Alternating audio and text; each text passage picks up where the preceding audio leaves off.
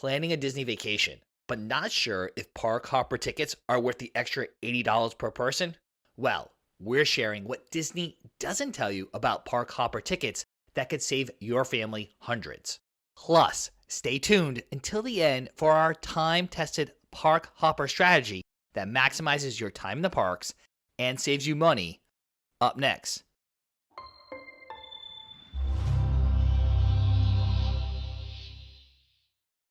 Welcome aboard. I'm Don from Eat Sleep Disney, where we help you stay one step ahead of everyone else in the parks.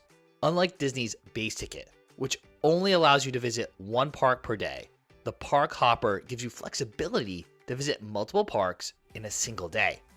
Imagine starting your morning meeting Mickey at Magic Kingdom, then heading to Epcot for lunch in the World Showcase, catching some afternoon shows at Hollywood Studios, and end your day watching the animals at Animal Kingdom as the sun sets. That's the kind of day the Park Hopper makes possible. There's also the Park Hopper Plus option, which adds access to water parks, miniature golf, and a few other activities. But today we're going to focus on the standard Park Hopper, because that's the one we get the most questions about. Now for the part that makes most people hesitate, the price. In 2025, Disney World ticket prices vary significantly by park and season as they utilize dynamic pricing. A standard single park ticket ranges anywhere from $119 to $199 per day, depending on when and where you visit. Animal Kingdom is typically the cheapest park, whereas Magic Kingdom is always the most expensive park, with prices ranging from around $139 during off-peak times to that $199 during holiday periods like Christmas week. Epcot and Hollywood Studios fall somewhere in between. Adding the Park Hopper option will cost you anywhere from $65 to $85 more per ticket, bringing your daily cost to approximately $184 up to $284 per person. That means for a family of four staying for 5 days, you're looking at an extra $1,300 to $1,700 for your vacation just for park hopping. That is a lot of Mickey pretzels. But here's something Disney doesn't always advertise. You can save about $20 per ticket when you purchase tickets online for 3 days or longer. This deal isn't available at the ticket window, so planning ahead can save your family $80 or more right off the bat.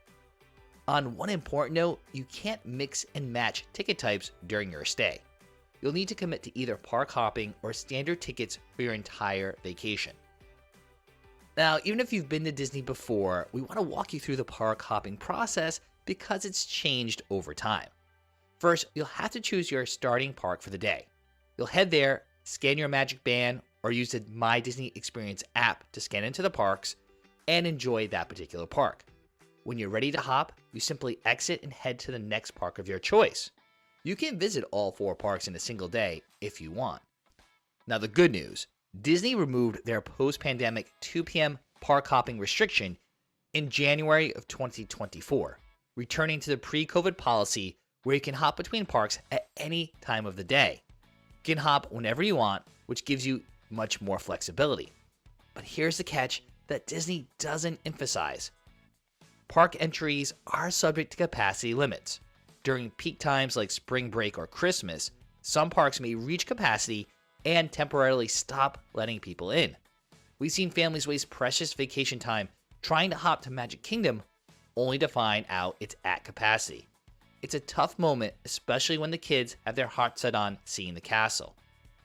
Like any decision you make for your Disney World vacation, there are pros and cons to park hopping. Some of the pros include if you're on a short trip, you can still experience all 4 parks. You get the ultimate flexibility to change plans on the fly.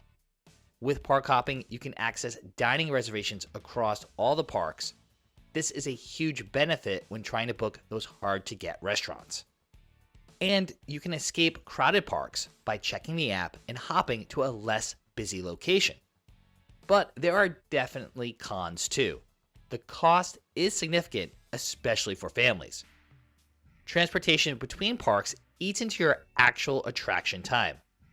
You might end up with a more rushed and chaotic experience trying to cram everything in and then hopping to another park. During busy times, crowds can delay your plans and make hopping less efficient.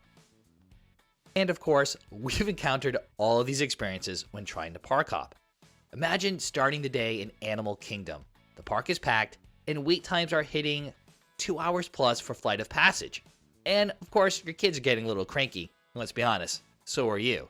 Then you check the My Disney Experience app and notice Epcot has much shorter wait times.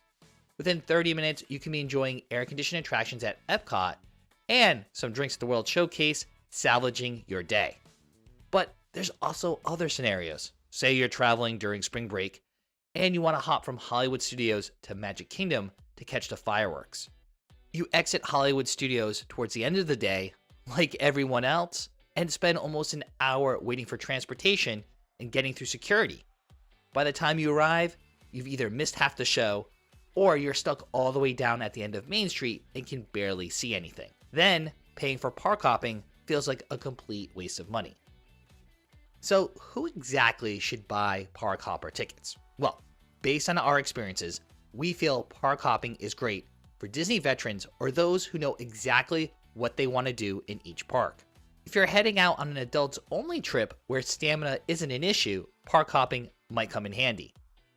Park hopping is also great for shorter trips where you want to see everything.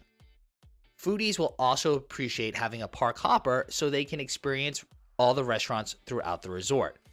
And those visiting during moderate crowd levels and not peak times might benefit from park hopping. However, you should probably skip purchasing a park hopper ticket if it's your first Disney trip and you already feel overwhelmed before even getting to Orlando. If you're traveling with smaller children who need to take breaks or frequent naps, park hopping may not be best for you. If you are on a tight budget, we definitely have better suggestions on how to spend your precious Disney dollars than paying for park hopping. If you plan on spending 5 days or more in Disney World, this gives you plenty of time to experience each park, and you may not necessarily need to pay for park hopping. If you are visiting during extremely busy seasons, it may be better to just pick a park per day and stick with it. And if you prefer a relaxed pace rather than rushing around, you might want to skip on park hopper tickets. Now, as we promised, here's our exclusive time-tested park hopper strategy that will maximize your time and save you money. 1. Start at the park that opens the earliest. This is absolutely crucial. Some parks, like Animal Kingdom, often open an hour earlier than others. By starting here, you can experience popular attractions like Flight of Passage with minimal wait times. This single tip alone can save you 1 to 2 hours of waiting throughout the day. 2. Use Disney transportation strategically. Don't waste precious time with inefficient routes. Here are some of the fastest ways to get to the parks. To go from Magic Kingdom to Epcot, the monorail can save you 20 minutes over the bus. To get from Epcot to Hollywood Studios, use the Skyliner or boat. Both are scenic and efficient. For all the other combinations, Disney buses are usually your best option. Check the wait times across all parks. The Disney Experience app is your secret weapon. One park gets crowded, you can spot shorter lines at another. For example, when Hollywood Studios hits peak crowds midday, Epcot's attractions often drop 15 to 30 minutes. 4. Plan your dining reservations strategically. Make lunch or dinner reservations at the park you plan to hop to. This gives you a guaranteed break when you arrive and a chance to recharge before hitting more attractions. And 5. Be flexible with your schedule. This is the beauty of park hopper tickets. If a sudden rainstorm hits Animal Kingdom, which has many outdoor attractions, you can quickly pivot to Hollywood Studios, which has more indoor options. If you take our strategic approach, it typically saves guests 2 to 3 hours of waiting in line compared to staying at one park all day. That's like getting an extra half day at Disney for free. We also have some money-saving tips that can help with park hopping. 1. Book a shorter trip. With efficient park hopping, you can experience all the must-dos in 4 days instead of 6, saving hundreds on hotel costs and dining. 2. Skip the lightning lanes. By strategically hopping to less crowded parks, you'll rarely need to pay for the line skipping privileges, saving you more money. 3. Take advantage of cheaper dining. Eat at value-focused locations in Animal Kingdom for lunch, then enjoy the ambiance of World Showcase without the premium restaurant prices in Epcot. And 4. Transportation time equals rest time. Use the transportation between parks as built-in rest periods instead of wasting precious vacation time traveling back to your hotel for a midday break. Combining park hopping with Disney's Lightning Lane Multipass may be a great way to save time and potentially money, especially if you only have a few days to experience the parks. However, doing this can get a bit complicated. With the Lightning Lane Multipass, you'll first need to purchase it for the starting park, the one you'll visit first. In 2025, you can pre-book up to 3 Lightning Lane attractions in that starting park up to 7 days in advance when staying at a Disney resort, or 3 days in advance for other guests. Once you redeem your first Lightning Lane in your starting park, you can then make new selections at any of the 4 theme parks if you have park hopper tickets. So here's what's great. You don't have to pay an additional fee when hopping to a different park, even if that park's Lightning Lane Multipass costs more. For example, if you purchase the Multipass for Animal Kingdom, which is typically the cheapest option, then hop to Magic Kingdom, you won't be charged extra to use Lightning Lane there. For Lightning Lane single passes, you can still purchase up to 2 per person per day at any of the 4 parks. Just make sure you'll be in the right park during your 1-hour return window. The Lightning Lane Premier Pass doesn't park hop, so we recommend only buying this option if you plan to stay at one park for most of your day. And here's another insider secret. When planning to park hop with the Lightning Lane, book your first park's attraction for early in the day. That way you can redeem one quickly and then unlock the ability to make selections at your next park before the availability runs out. Of course, keep in mind Lightning Lane selections are based on availability and the popular attractions fill up quickly. Deciding if a park hopper ticket is really worth it does depend on your specific vacation style and priorities. The factors to keep in mind are the length of your trip, who you're traveling with, your budget, what's your travel style, and what time of year are you traveling. Whether or not you decide to get the park hopper, the most important thing is to have a solid budget for your entire Disney vacation. And now that you've decided on your ticket strategy, we need to help you figure out how to budget for everything else. Thus, in our next video, we're going to show you exactly how to create a realistic Disney vacation budget that prevents you from overspending while still creating magical memories. We'll walk you through everything from accommodations, dining plans, souvenirs, and those sneaky extra costs that Disney doesn't tell you about.